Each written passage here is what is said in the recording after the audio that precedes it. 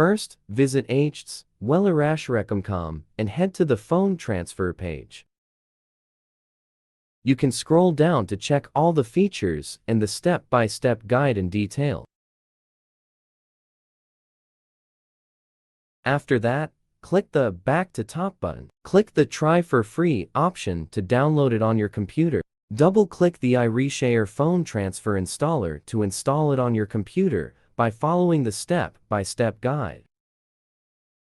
Once finished, click Finish to close setup. To transfer data from OPPO to TECNO in the software, connect your OPPO phone to the computer via USB. The software will detect your OPPO phone.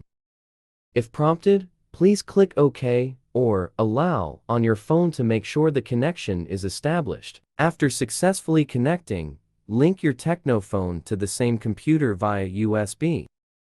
When your device is recognized by the software, you will see Connected under them. Tick off the data types you want to transfer, then click the Start Copy button. Data including contacts, call logs, text messages, photos, music, documents, videos, and apps can be transferred from your OPPO phone to your TECNO phone. It will take some time, please be patient.